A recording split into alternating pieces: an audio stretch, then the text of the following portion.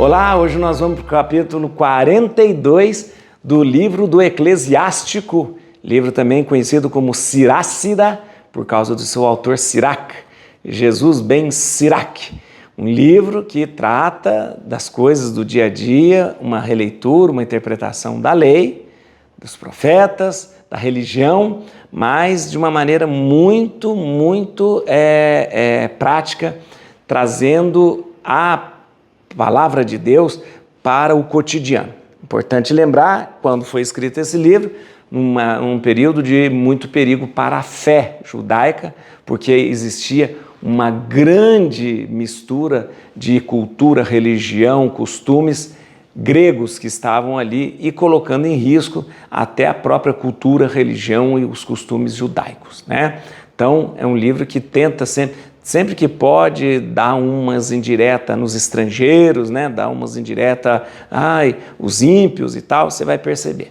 Então, deixa eu te falar uma coisa. Este capítulo hoje, ele tem três assuntos distintos. Você percebeu que todos os capítulos sempre trata de algumas coisas? Eu sempre estou enumerando para você. Sempre trata de coisas corriqueiras do dia a dia, da educação, da família, tudo isso. Então, hoje, preste atenção, hoje o capítulo 42, primeiro vai tratar sobre o que você não deve se envergonhar. Lembra que nós terminamos o capítulo 41 com uma lista de coisas que você deve ter vergonha? Por isso, agora, nós começamos o capítulo 42 com uma lista de coisas que você não deve se envergonhar. Depois vem uma instrução bem prática, como cuidar de uma filha, né? E depois termina com um hino à grandeza de Deus, tá bom? Então vamos lá, que é muito interessante. O que não deve se envergonhar, como cuidar de uma filha e um hino à grandeza de Deus. Dá um like no vídeo agora. Isso, dá um like agora. Isso, aqui, dá um like. Agora compartilha esse vídeo. Mande para as pessoas que você conhece. Outra coisa, convida para fazer esse curso bíblico com a gente. Vamos lá. Esse curso bíblico que eu propus você fazer, um capítulo por dia, mas aprofundando mesmo na exegese, na hermenêutica bíblica e também entendendo, né, os costumes, as tradições da época. Vamos lá, ó. Se inscreva no canal. Já se inscreveu? Obrigado. Bíblia na mão, Espírito Santo no coração. Vamos lá. Não repitas o que ouviste, não reveles um segredo. Assim estarás verdadeiramente isento de confusão e acharás graça diante de todos os homens. Não te envergonhes de tudo que vou dizer e não faças acepção de pessoas até a ponto de pecar. Começa a lista agora de não se envergonhar. Não te envergonhes da lei e da aliança do Altíssimo, de uma sentença que justifique o ímpio, de um negócio entre teus amigos e estranhos, da doação de uma herança em favor de teus amigos. Não te envergonhes de usar uma balança fiel e de peso certo, de adquirir pouco ou muito, de não fazer diferença na venda e com os mercadores, de corrigir frequentemente os teus filhos, de golpear até sangrar as costas de um escravo ruim. Sobre uma mulher má é bom pôr-se o selo. Onde há muitas mãos, emprega a chave, conta e pesa tudo que entregas, assenta o que dás e o que recebes. Não te envergonhes de corrigir o insensato e o tolo, não te envergonhes dos anciãos julgados pelos jovens, assim te mostrarás verdadeiramente instruído e serás aprovado por todos. Agora, como educar e cuidar de uma filha. Uma filha é uma preocupação secreta para o seu pai. O cuidado dela tira-lhe o sono. Ele treme que passe a flor de sua idade sem se casar, ou que casada torne-se odiosa para o marido. Receia que seja seduzida na sua virgindade e que se torne grávida na casa paterna. Teme que casada ela viole a fidelidade ou que em todo caso seja estéril. Exerce severa vigilância sobre uma filha libertina, para que ela não te exponha aos insultos dos teus inimigos e te torne um assunto de troça na cidade e objeto de mofa pública, e te desonre aos olhos de toda a população. Não detenhas o olhar sobre a beleza de ninguém, não te demores no meio de mulheres, pois assim como a traça sai das roupas, assim a malícia do homem vem da mulher. Um homem mau vale mais do que uma mulher que vos faz bem, mas que se torna causa de vergonha e de confusão. Agora, o texto vai terminar trazendo um hino à grandeza de Deus. Relembrarei agora as obras do Senhor, proclamarei o que vi. Pelas palavras do Senhor foram produzidas as suas obras. O sol contempla todas as coisas que ilumina. A obra do Senhor está cheia de sua glória. Porventura não fez o Senhor com que seus santos proclamassem todas as suas maravilhas? Maravilhas eles, o Senhor Todo-Poderoso, consolidou, a fim de que subsistam para a sua glória? Ele sonda o abismo e o coração humano. Ele penetra os seus pensamentos mais sutis, pois o Senhor conhece tudo o que se pode saber. Ele vê os sinais dos tempos futuros, anuncia o passado e o porvir, descobre os vestígios das coisas ocultas. Nenhum pensamento lhe escapa, nenhum fato se esconde a seus olhos. Ele enalteceu as maravilhas de sua sabedoria. Ele é antes de todos os séculos e será eternamente. Nada se pode acrescentar ao que ele é, nem nada lhe tirar. Nada não necessita do conselho de ninguém. Como são agradáveis as suas obras, e todavia delas não podemos ver mais que uma centelha. Essas obras vivem e subsistem para sempre, e em tudo o que é preciso, todas lhe obedecem. Todas as coisas existem duas a duas, uma oposta à outra. Ele nada fez que seja defeituoso. Ele fortaleceu o que cada um tem de bom. Quem se saciará de ver a glória do Senhor? Muito bem, vamos lá. Aqui tem alguns textos controversos que a gente precisa contextualizar e aqui a gente tem muita sabedoria num capítulo muito pequenininho. Muito bem. Depois da gente ter enumerado no capítulo 41, os atos vergonhosos, aquilo que a pessoa deve se envergonhar e aquilo que deve ser evitado, o autor agora convida a gente a se envergonhar de outras coisas, por respeito humano. Então é interessante. O capítulo começa com aquilo que você deve ter vergonha, Então, vai apresentando aqui algumas vergonhas, daquilo que você não deve ter vergonha, não deve ter vergonha. Por exemplo, não te vergonhes da lei, não te vergonhes do Altíssimo, da aliança com o Altíssimo, Ou seja, não te vergonha de fazer negócio entre os seus amigos e doar uma herança para o seu amigo, não pode ter vergonha disso. Não te vergonhes de usar uma balança fiel, de usar peso, não te vergonhes. Não te envergonhes, de corrigir teus filhos na frente dos outros. Não te envergonhes. Mas aqui, de repente, vem com uma coisa que é da época e é bem escandalosa nos dias de hoje. Não te envergonhes de golpear até sangrar as costas de um escravo ruim.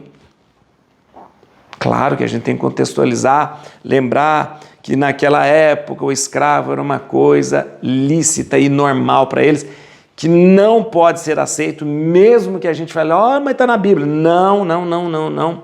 Mas era visto dessa forma e era visto até como um ato de correção e de bondade para com o escravo. Então não te envergonhes de golpear o seu escravo até sangrar, Outra coisa importante lembrar aqui,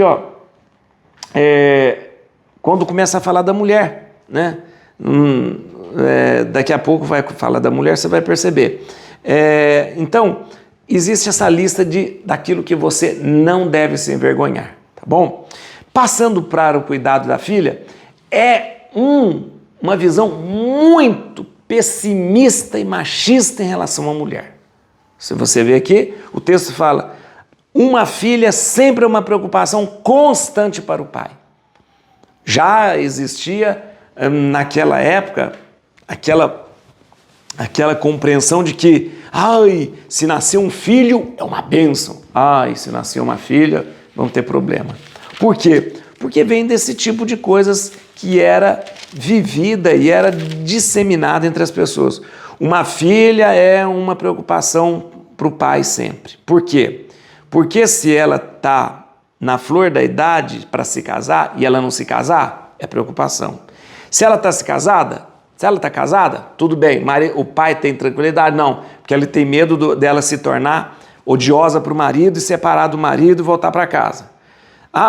Outra preocupação, fica preocupado se ela vai ser seduzida na sua virgindade e ela ficar grávida em casa. Meu Deus do céu, então essa menina aqui dentro de casa é uma preocupação, tem medo dela ficar grávida, né? E aí, quando casa, ela tem medo de repente dela trair o marido. Preocupação, né? E depois, se essa menina é uma menina que se torna libertina, todo mundo vai fazer troça, vai zombar desse pai. Então, é uma visão muito, muito negativa, muito pessimista, muito machista e que a Bíblia apresenta. Ou seja, a mulher, a filha, vai ser sempre uma preocupação. Se ela é pequenininha, tem preocupação. Se ela está em casa, dá preocupação. Se ela se casa, dá preocupação. Então, tudo é preocupação, né? Então, nós temos que contextualizar isso também num momento em que a cultura, a sociedade não valorizava a mulher, que é um absurdo dos absurdos dos absurdos. Nós vamos entender aqui que a própria palavra de Deus jamais faz com que a mulher seja colocada abaixo do homem e jamais faz isso com a mulher. Nós vemos isso aqui nas pessoas que interpretam a palavra de Deus. Quando Deus cria o homem e a mulher, coloca a mulher aqui, o homem aqui, em pé de igualdade. Os dois têm o mesmo valor. Criou o homem e a mulher à sua imagem. À sua imagem. Então os dois são iguais, criados à imagem de Deus. Esse tipo de explanação aqui nesse capítulo 42 é a reprodução de uma sociedade machista e de uma sociedade que tinha uma visão muito pessimista sobre a mulher. Reproduzida aqui pelo autor Jesus Ben Sirac, que traduzia aquilo que a sociedade vivia. E olha, e aí eu faço um adendo aqui, e foi justamente esse tipo de sociedade, esse tipo de mentalidade, esse tipo de interpretação que ainda influencia muito nos dias de hoje a mulher que ganha menos que o homem, a mulher que de repente é considerada abaixo do homem, a mulher que não é considerada com toda a sua dignidade. Então ainda temos esses resquícios que precisamos vencer, tá bom? E termina aqui o texto com grande louvor a Deus, mostrando que Deus é onipotente, onipresente, onisciente, ou seja, Ele está em todos os lugares, Ele conhece tudo, Ele sabe tudo, nada lhe escapa, Ele mostra a Deus como eterno, ou seja, Ele né? Ele existe, Ele sempre existiu e vai existir eternamente, Ele é antes de todos os séculos, Ele será depois, porque Deus não passa a existir, Deus é. E isso é muito claro nesse texto. Vamos aqui aos nossos versículos, que é muito interessante que eu queria te falar. Muito bem. Não é estranho quando de repente fala assim, numa das listas aqui, para não se envergonhar, não te envergonhes da lei e da aliança e do altíssimo. Ok. Não te envergonhes de uma sentença que justifique o ímpio. Espera aí, o que significa uma sentença que justifica o ímpio? Aí a gente tem que entender isso aqui.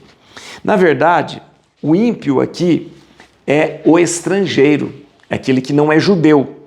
Então, o sentido é o seguinte: não te envergonhes de fazer justiça, mesmo que essa pessoa seja estrangeira. Isso é bonito. Então, porque as pessoas podiam ser, vamos fazer justiça, mas ele é estrangeiro, então não vamos praticar justiça, não. Não te envergonhes de ser justo, mesmo que essa pessoa seja uma pessoa ímpia. Mas se ela merece justiça, então deve ser feita justiça. Muito bem pensado. Muito bem. No versículo 4 tem um costume que eu queria mostrar para vocês, que é muito interessante, que eu queria que você soubesse. Não te envergonhes de usar uma balança fiel e de peso certo, de adquirir pouco, adquirir muito. Não te envergonhes de usar uma balança fiel. Opa! Então os mercadores, os vendedores gostava lá de usar uma balança que não era muito fiel e ainda tirava vantagem disso? A Bíblia fala, não te envergonhes de usar uma balança fiel e do peso certo, de adquirir pouco ou muito. Muito bem, eu vou contar um costume para vocês que é muito interessante. Existe uma prescrição, uma Mishnah, uma prescrição dos rabinos para os comerciantes, que é o seguinte: tem que ter muito cuidado com o peso, com a balança, com as medidas que você usa. E isso era uma prescrição, né? Uma Mishnah, uma prescrição dos rabinos. O seguinte, o atacadista, presta atenção, o atacadista devia limpar as medidas uma vez por mês. Por que limpar as medidas? É o seguinte, você vendia grão, você vendia trigo, você vendia... Isso se punha nas suas medidas. Se você não limpava bem, ia ficando aquela sobrinha, e nisso você ia ganhando. Então, era obrigação do atacadista limpar as medidas uma vez por mês. O particular, quem não era vendedor, mas ele não tinha um mercado, não tinha uma loja, não tinha uma venda, mas você vendia as coisas na sua casa, o particular devia limpar as suas medidas uma vez por ano. Agora, o varejista, aquele que tinha loja lá, ou tinha um comércio, ele tinha que limpar as medidas 2 vezes por semana. Por semana. Já que ele era varejista, já que ele vendia muito, 2 vezes por semana. Ele devia enxugar seus pesos 1 vez por semana. Enxugar os pesos é o seguinte, não deixa os pesos molhados, não. Por quê? Peso molhado pode enganar a balança. E devia limpar a balança toda vez que pesar. Isso era prescrição. Se você quisesse ser justo, você tinha que fazer isso. Bom, uma prescrição. Vamos lá, no versículo 14 nós estamos aqui, falando sobre cuidar de uma filha. Olha que versículo, um homem mau vale mais que uma mulher que vos faz bem. Olha que coisa horrível, gente. Mas que se torna causa de vergonha e de confusão. Deixa eu te explicar uma coisa. Na verdade, é um julgamento aqui muito pessimista, muito machista. Mas talvez a gente pudesse interpretar assim, né? Pudesse interpretar os perigos provocados por uma mulher casada, né? Uma mulher casada é sempre um perigo. Por quê? Ela pode, na visão deles, uma mulher casada é sempre um perigo, porque ela pode trair o marido, porque ela pode não ter o recato que é necessário. Então, o perigo provocado por uma mulher casada são maiores até do que os perigos provocados pela grosseria, pela estupidez, pela brutalidade do homem. Mesmo assim, fica meio estranho esse negócio aqui. Mesmo assim, uma coisa estranha, né? Sabe, uma coisa que está querendo justificar, olha, o perigo que uma mulher casada provoca, né? Ele é maior do que a brutalidade do marido. Não é bem assim. Porque não existia Maria da Penha, ali é Maria da Penha, né? Mas não é bem assim. Então tem que ter cuidado com o que a gente lê na Bíblia. Por isso eu falo para você. A Bíblia ela tem que ser interpretada. Por quem? Pela igreja. Não pode chegar qualquer Zé Mané, pegar a Bíblia. Olha aqui, está escrito na Bíblia aqui, que o homem tem que bater na mulher. A Bíblia tem que ser interpretada. Porque, vou repetir aquela frase que eu falo sempre para vocês. Um texto fora de contexto vira pretexto. Lembra disso? Texto fora de contexto vira pretexto. Então, não. Era uma cultura da época, execrável, odiosa, e nós não podemos, mesmo que esteja escrito na Bíblia, a gente não pode querer achar que isso é bonito. Não é. Então, quem interpreta a palavra de Deus é a igreja fala, não, isso aqui é assim. Tá bom? Vamos lá, no versículo 15, a gente começa aqui a partir do versículo 15, um grande hino à grandeza de Deus, e é muito bonito porque aqui vai dizendo da presença de Deus e também da sua onipotência, ele é o Todo-Poderoso, da sua onipresença, ele está em todos os lugares, e da sua onisciência, ele sabe tudo. Só para a gente lembrar aqui, o versículo 17, para a gente entender melhor. Porventura não fez o Senhor com que os seus santos proclamassem todas as suas maravilhas? Porventura não fez o Senhor com que seus santos proclamassem todas as suas maravilhas? Que santos são esses? Aqui são os anjos. Era muito comum a Bíblia chamar os anjos de santos, né? De santos, tá bom? E no versículo 21, presta atenção, ele enalteceu as maravilhas de sua sabedoria. Ele é o nome de Deus. Eu sou, ele é. Por quê? Porque Deus não passou a ser, Deus é. Deus não passou a existir, Deus é. Ele é antes de todos os séculos, antes de todos os tempos, e será eternamente. Então Deus é sempre, é sempre. É bonito esse hino da grandeza de Deus, porque revela aqui aquilo que realmente Deus é na concepção de então, que é muito parecido com o que a teologia de hoje fala para a gente da presença de Deus e daquilo que Deus é. Ou seja, Deus que não necessita de nada. Aqui fala, Deus não necessita de nada, de nada. Olha aqui, ó. Nada se pode acrescentar a ele, nada lhe pode tirar, não necessita do conselho de ninguém. Então, eu vou dar isto para Deus, eu vou dar para Deus não adianta, não precisa dar nada para Deus. Deus já tem tudo, Deus já é tudo, tá bom? Tá certo? Tá bom? Et crucem Domini fugit partes adversa, fit teleo de tribiuda radix David. Aleluia.